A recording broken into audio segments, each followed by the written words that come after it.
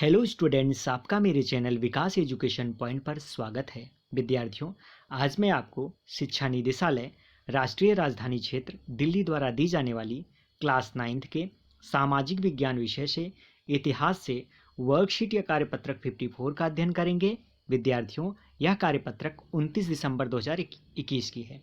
आइए अध्ययन करते हैं। आज का हमारा टॉपिक है अध्याय 2, यूरोप में समाजवाद एवं रूसी क्रांति। इसके पहले वर्कशीट में भी हमने यूरोप में समाजवाद एवं रूसी क्रांति के बारे में पढ़ा।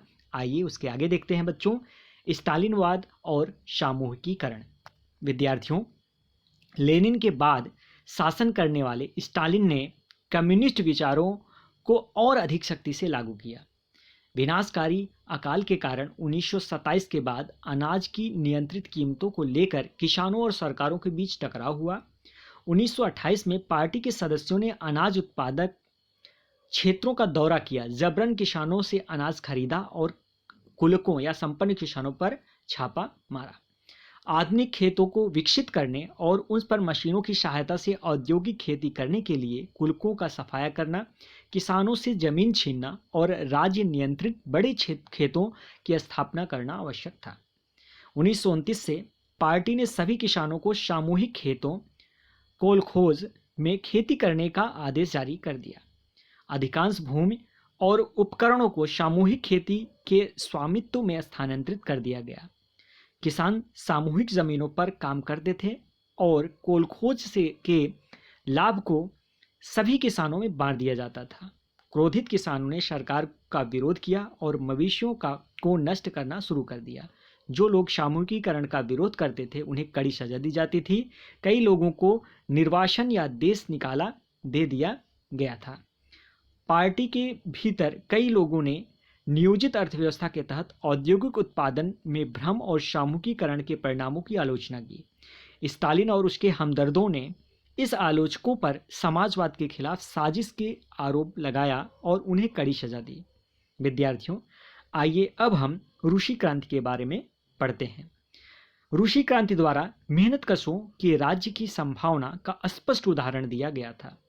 सोवियत संघ यूएसएसआर ने समाजवाद को एक वैश्विक चेहरा और विश्व स्तर प्रदान किया था। अब समाजवाद एक व्यापक उद्देश्य के रूप में स्थापित हो गया था। मार्क्सवाद, लेनिनवाद और स्टालिनवाद ने समाजवाद के लिए नए तरीकों के साथ रास्ता भी दिखाया।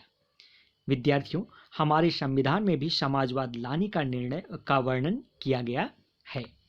आइए अब हम दिए गए प्रश्नों के उत्तर करते हैं बच्चों। पहला प्रश्न है, कुलक कौन थे? तो इसका आंसर लिखेंगे बच्चों, कुलक संपन्न किसान थे। नेक्स्ट क्वेश्चन है क्वेश्चन नंबर 2, स्टालिन का सामूहिकीकरण कार्यक्रम क्या था?